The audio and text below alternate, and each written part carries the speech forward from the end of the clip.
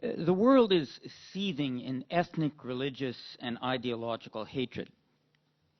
The Communist government of China foments hatred against the Falun Gong.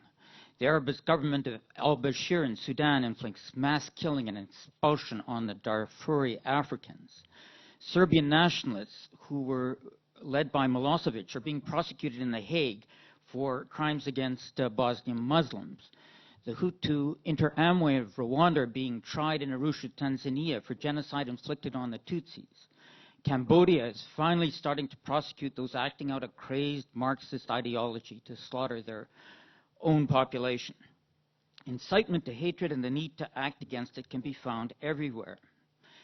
Yet in this global cauldron of hate, one hatred stands out and floats to the surface. It is anti-Semitism. Out of a global population now of more than 6.6 billion people, the Jewish population does not reach even 13 million, a mere 0.002%. Yet hatred of this tiny population consumes the planet.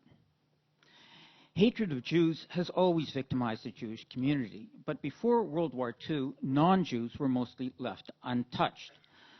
With the Nazis, that changed dramatically. The German Nazi ideology of eliminationist anti-Semitism, the determination of the Nazi regime to kill Jews everywhere, precipitated, continued, and prolonged World War II. World War II was a loss beyond words for the Jewish community. The Jewish community lost 6 million souls, one-third of its population. The Yiddish shtetl culture of Eastern Europe was obliterated. But the war was also a disaster and a tragedy for the whole planet. Total casualties during World War II were 62 million, 25 million military and 37 million civilian. 31 million non-Jewish civilians died in the war. The link between anti-Semitism and Nazi aggression was direct because Nazi Germany invaded foreign countries to kill their Jews. Lucy Davidovitz, in her book The War Against the Jews, writes that in the minds of the Nazi German leaders, World War II was a cover for its planned murder for the Jews.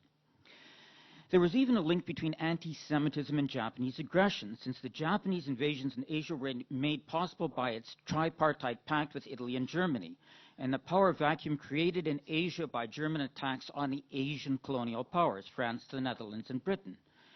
Hatred of Jews dragged the whole world down. After the war, the damage continued. The Nuremberg Tribunal, established in 1945, was abolished in 1948 with half its docket unprosecuted, including Kurt Waldheim, who later went on to become Secretary General of the UN and President of Austria. Moreover, there were many thousands not yet identified, not yet charged, that would have been caught in a full-blown prosecution effort. The Allies were motivated by a desire to bring and keep West Germany on side in the Cold War. For immunity against the Nazis to be effective, it had to be comprehensive. The creation of a general international criminal court, which had originally been part of the plans for post-war institutions, was scrapped. Similarly, local systems of justice had to avoid the prosecution of Nazi mass murderers in their midst. That immunity became a license for one genocide after another. There's a direct link between the immunity given to Nazi mass murderers after World War II and the seemingly endless stream of post-war crimes against humanity in Rwanda, in Cambodia, in Bosnia, in Sudan, and I could go on. If there's one thing we could do to reverse the tragedies of the 20th century, I suggest it would have been this: neuter anti-Semitism. We cannot, of course, reverse history, but we can learn from it. Yet in this century, in modified form, we are making the same mistake all over again. If there's one lesson that humanity should have learned from World War II, it is that hatred of Jews damages everyone. But that lesson has yet to be learned. The result is that we face again, to use a word we've just heard, the corrosive effect on the whole planet of the hatred of Jews. Anti-Zionism, the modern face of anti-Semitism, the hatred of the Jewish state, the rejection of Jews as a people with the right to self-determination, presents a similar dynamic to the anti-Semitism of the last century. Anti-Zionism has not yet wreaked on the planet the devastation which the anti-Semitism of the last century did. The anti-Jewish wars since World War II have been confined to the Middle East.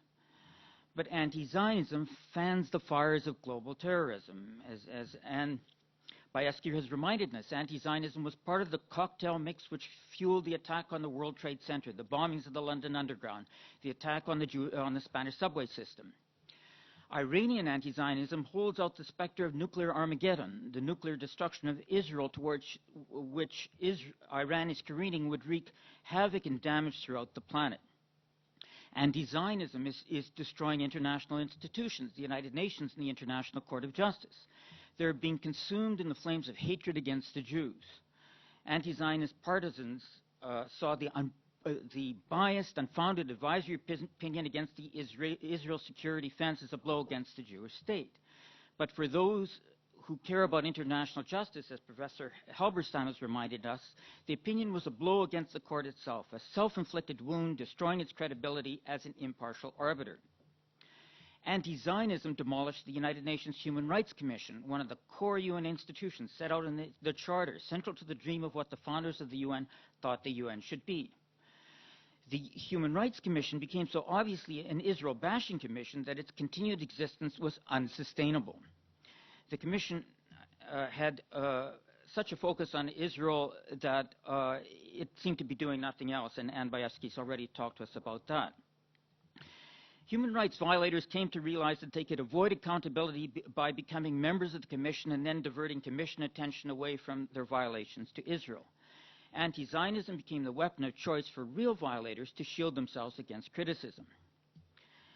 At the same time, there was so much noise about Israel, there were no resolutions about a whole string of violators. United Nations Secretary General Kofi Annan called the Commission a club in which countries gain membership, and I quote, not to strengthen human rights, to protect themselves from criticism or to criticize others. The problem was not just the debates and the votes of the Commission proper, which was a forum of states and inevitably political. Anti-Zionism also tainted the special mechanisms, supposedly there to provide expert advice. There is a link between accountability for human rights violations and ending human rights violations. Violations of human rights are indefensible. When states are held firmly and unequivocally to account for their violations, they back off and lessen the suffering. Every minute in the Human Rights Commission on Israel was a minute not spent on real human rights violators. In later years of the Commission, anti-Zionism added to the suffering of human rights victims everywhere. The Commission had so disgraced itself, there was no one left to defend it. The promoters of human rights did not want the Commission anymore. The violators of human rights did not care one way or the other. So the Commission was abolished and replaced by Counsel. But the political dynamic which destroyed the Commission could not be changed by institutional reform. Neither violator states nor anti-Zionism disappeared just because the UN structure had changed. Indeed, the new Council, because it was new, because it was not framed by traditional procedures, was more open to manipulation than the old Council. Violators were able to pull fast ones on the new Council they could never have perpetrated on the old Commission, and we heard a bit about that from Ambassador Lebanon. And we've also heard about how one-sided this new Commission has become. And let me show you this in a particular way. I want to look particularly at Cuba. Cuba, though far from the only violator or the worst violator in the new Council, is a harbinger and mechanism, a microcosm of the degradation of the Council. The very election of Cuba to the Council was a disgrace, not just because of their human rights record, but because of their election efforts. I was present at the last session of the Commission, as well as the first two sessions of the Council, as a delegate of Brith International. According to what country delegates that I was talking to at the time were telling me, was that Cuba would go from state to state, promising to vote how that state wanted, offering to say what that state wanted it to say, provided only that the state voted for Cuban membership on the Council. Cuba did get elected, and at the first session on the Council, where I was, at the agenda item dealing with substantive human rights violations of all countries, devoted its whole speech to denouncing Israel with the standard anti-Zionist cliches.